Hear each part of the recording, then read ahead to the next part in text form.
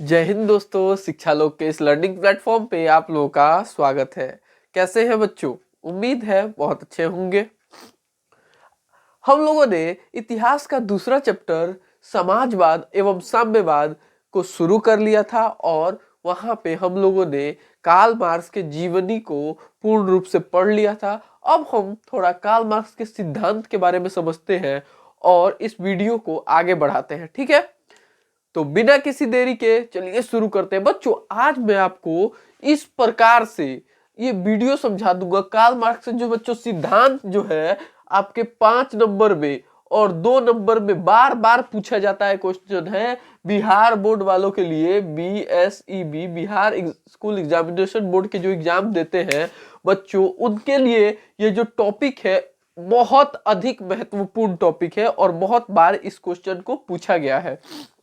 तो आइए शुरू करते हैं, ठीक है? देखिए, कार्ल मार्क्स की जीवनी को हम लोगों ने पढ़ा था। यह भी क्वेश्चन बच्चों आपके 5 नंबर और 2 नंबर में बार बार पूछा जाता है, कार्ल मार्क्स की जीवनी और उनका सिद्धांत, ठीक है? 2 नंबर में जब पूछेगा तो या तो सिद्धांत से पूछ लेगा या तो जीवनी पूछ लेगा, और 5 नंबर में पूछेगा तो जीवनी और सिद्धांत दोनों ही पूछता है, ठीक है? तो बढ़ते हैं आगे।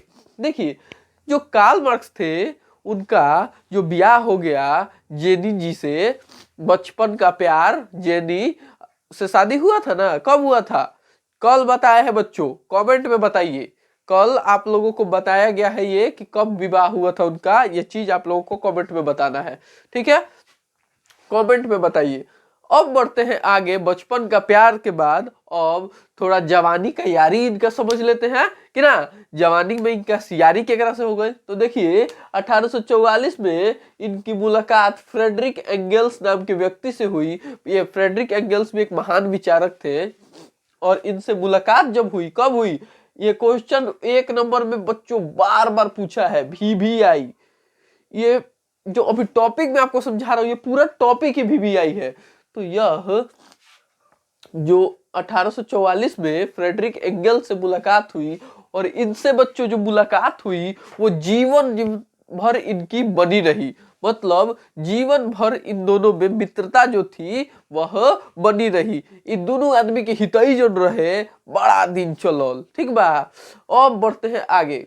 अब पूछता है क्वेश्चन, यह भी बिल्कुल VVI क्वेश्चन है। बोल तो रहा हूं सब VVI, एकदम दिमाग में इसको सेट करते चलिएगा। 1867 में इन्होंने दास कैपिटल नाम की जो बुक है इसकी रचना की। किसकी? दास कैपिटल बुक की रचना की, जिसे समाजवादियों का बाइबल भी कहा जाता है। समाजवादियों का बाइबल पूछ देता है क्वेश्चन। समाजवादियों का बाइबल किसको कहते हैं? तो दास कैपिटल को कहते हैं समाजवादियों का बाइबल। समाजवादियों का बाइबल दास कैपिटल रचना कब हुई? 1867। किसके द्वारा की गई? तो कार्ल मार्क्स के द्वारा। बात समझ में आ गया बच्चों आपको? बिल्कुल समझ में आ गया होगा। एकदम दिमाग में सेट कर देना है ये बात नहीं जाना चाहिए, टॉपिक नहीं जाना चाहिए। यहां से 5 नंबर आप लोगों का फिक्स है। 1 नंबर, 2 नंबर, 5 नंबर में एकदम 5 नंबर फिक्स है बच्चों। यहाँ से टॉपिक से बिल्कुल क्वेश्चंस आते हैं। अब समझिए, ये जो कार्ल मार्क्स का सिद्धांत था, कार्ल मार्क्स का सिद्धांत, आइए इसको जरा समझते हैं। इन्होंने कुल मिला के बच्चों 5 सिद्धांत दिया। पहला कहा द्वंदात्मक भौतिकवाद का सिद्धांत।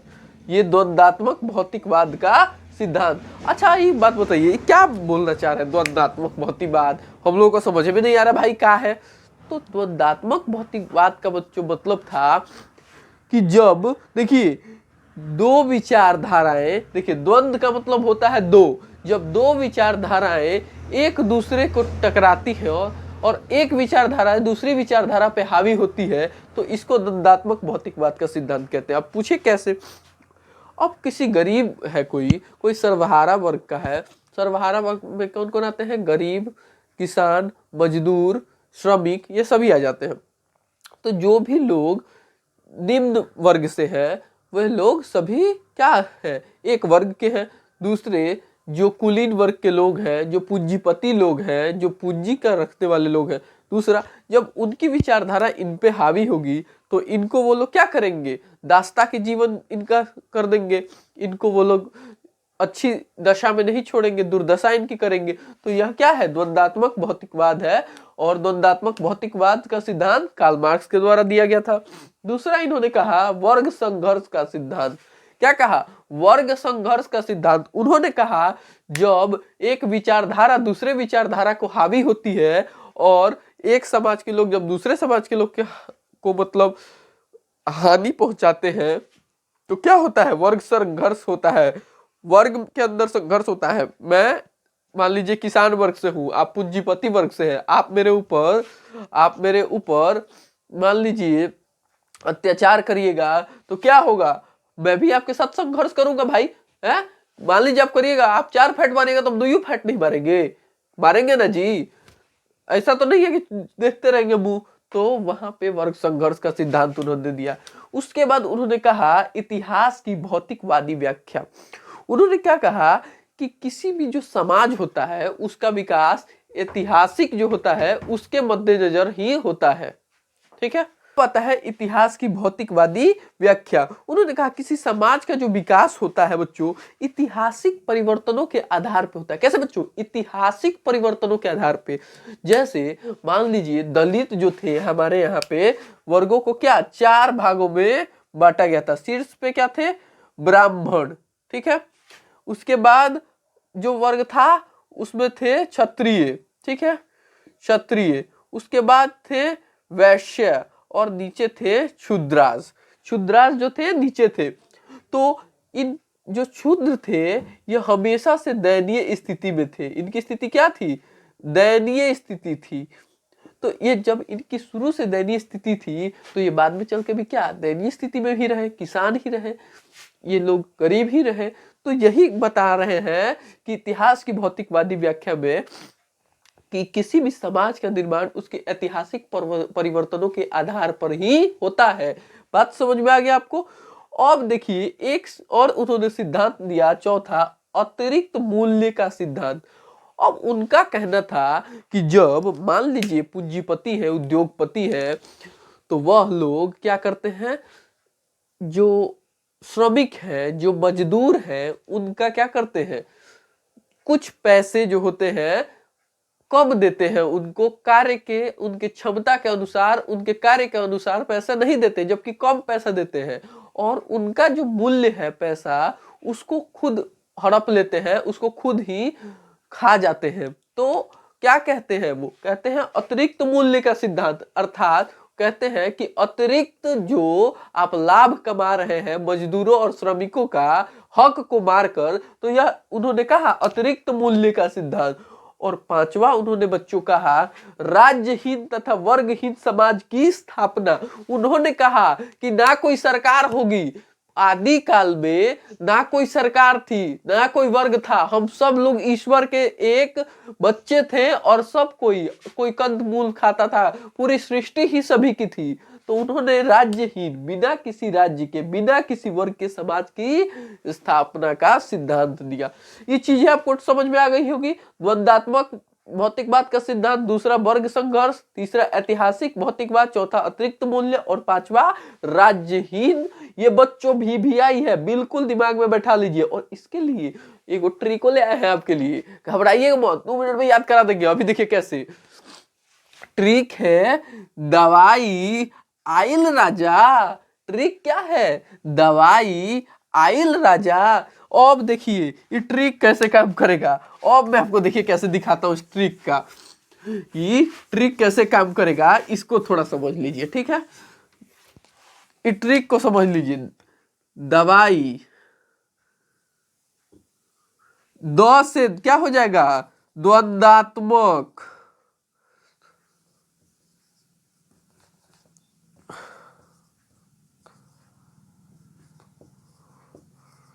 द्वंदात्मक भौतिकवाद। ठीक है? द से क्या हो जाएगा? द्वंदात्मक भौतिकवाद। व से हो जाएगा वर्ग संघर्ष का सिद्धांत। ई से क्या हो जाएगा? इतिहास की भौतिकवादी व्याख्या। अब देखिए आइल का। अ से क्या हो जाएगा? अतिरिक्त मूल्य का सिद्धांत।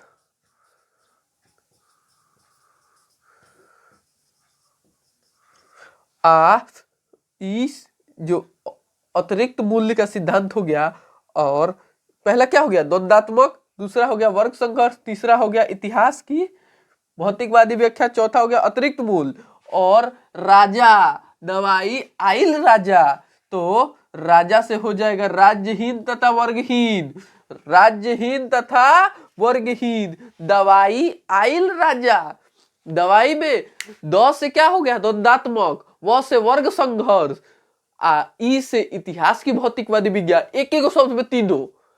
उसके बाद अब देखिए जो आइल भइल, तो आइल में आइल अतिरिक्त मूल्य का सिद्धांत, और राजा से राज्यहीन एवं वर्गहीन का सिद्धांत। तो ये ट्रिक याद रखिएगा, क्या है ट्रिक, ट्रिक ध्यान में रखिए, दवाई आइल राजा, ट्रिक दिमाग में याद रखिएगा, द से द्वंद्वात्मक, व से वर्ग संघर्ष, ई से इतिहास की भौतिकवादी विज्ञान, अ से अतिरिक्त मूल्य का, और र से राज्यहीन एवं वर्गहीन समाज की स्थापना। दिमाग में फिट हो गया, दिमाग में बच्चों फिट हो गया ना। तो अब कार्ल मार्क्स के 6 ऐतिहासिक चरणों को समझ लेते हैं, ठीक है। तो आइए समझते हैं। अब आइए बच्चों, अब कार्ल मार्क्स के द्वारा जो ऐतिहासिक भौतिकवाद दिया गया था, उसमें उन्होंने इतिहास को 6 चरणों में बांटा था। कितने बच्चों, 6 चरणों में इतिहास को बांटा, और उन्होंने कहा हमारा जो इतिहास था वो इसी प्रकार आया। उन्होंने पहला कहा, पहला चरण जो था, उन्होंने कहा आदिम समाजवादी युग।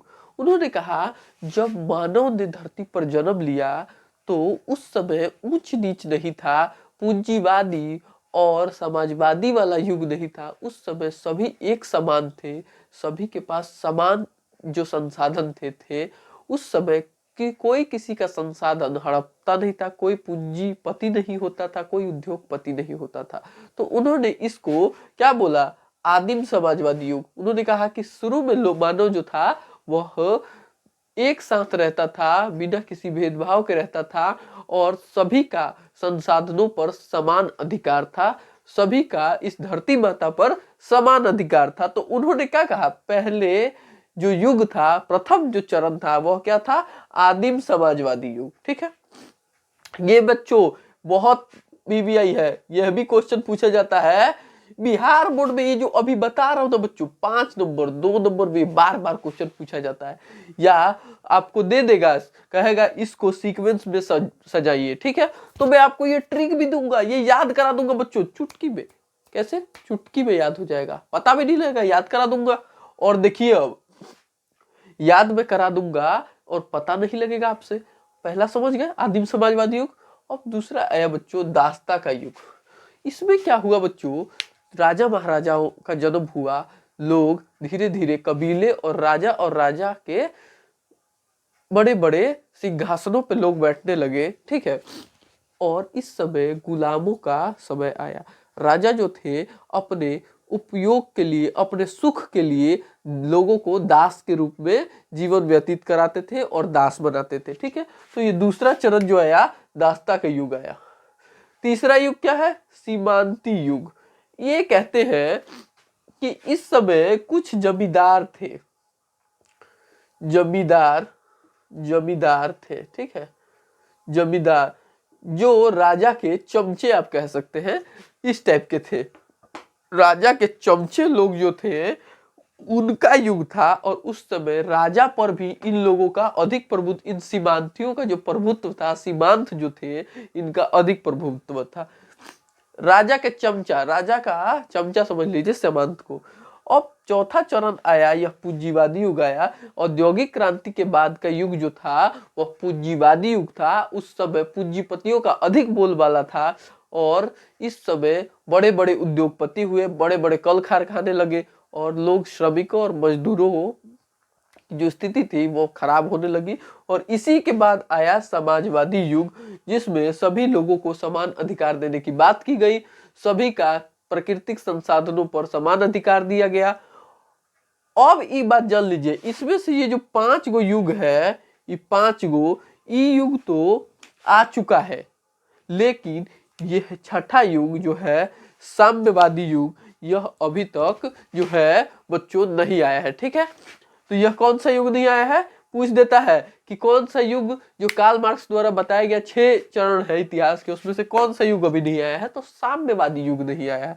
ये चीज समझ लिए बच्चों आप कि आदिम समाजवादी प्रथम था, जिसमें क्या थे, मनुष्य आदि मानव के रूप में थे। दूसरा में दासता का युग आया, जब राजाओं ने दास बनाना शुरू किया। तीसरा जो राजा के चेला चपाटी थे, इनका युग आया। चौथा पूंजीवादियों का युग आया।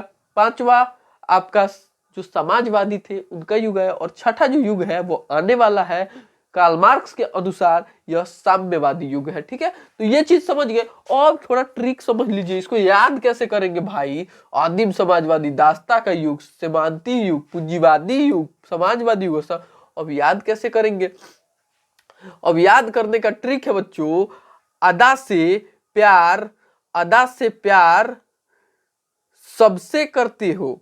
अदा से प्यार, देखो क्या हो जाएगा, अदा से प्यार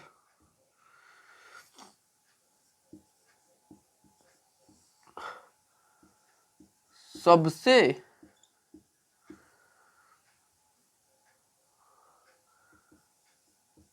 करती हो।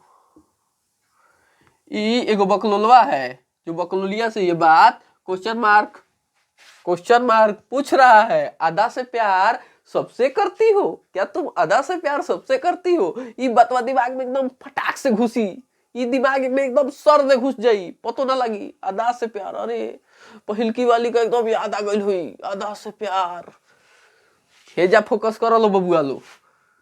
अदा से प्यार से हो जाएगा अ से आदिम, आदिम युग। अ से क्या हो जाएगा, आ से आदिम युग, आदिम समाजवादी युग। द से क्या हो जाएगा बच्चों आपका, दासता का युग, द से दासता का युग। ठीक है, से हो जाएगा बच्चों सीमांतकी युग। क्या हो जाएगा, सीमांती युग। और प्यार से हो जाएगा पूंजीवादियों का युग। और फिर से हो जाएगा समाजवादियों का युग। और से ही हो जाएगा साम्यवादियों का युग। समझ में आ गया, ये ट्रिक आप लोगों को समझ में आ गई ना। क्या है ट्रिक, अदा से प्यार सबसे करती हो। इसी ट्रिक पे ये देखो बच्चों, ये क्या है, बैठ गया पूरा।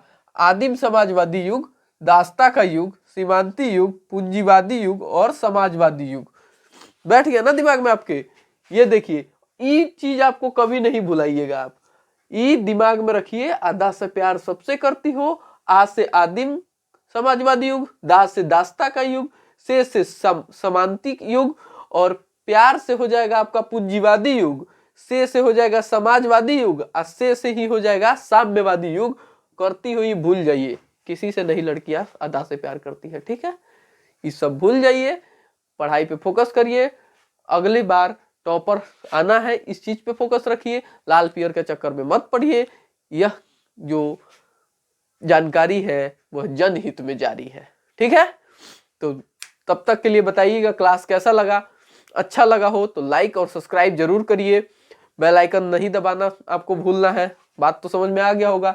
इस चीज को आप नोट कर लीजिए। मैं वैसे भी पीडीएफ आपको दूंगा, लेकिन आप नोट करते चलिएगा तो ज्यादा बेहतर रहेगा। ठीक है, अगली क्लास में हम लोग 1817 की क्रांति, खूनी रविवार, बोल्शेविक क्रांति, लेनिन, स्टालिन सबको निपटाएंगे और इस अध्याय को समाप्त करेंगे।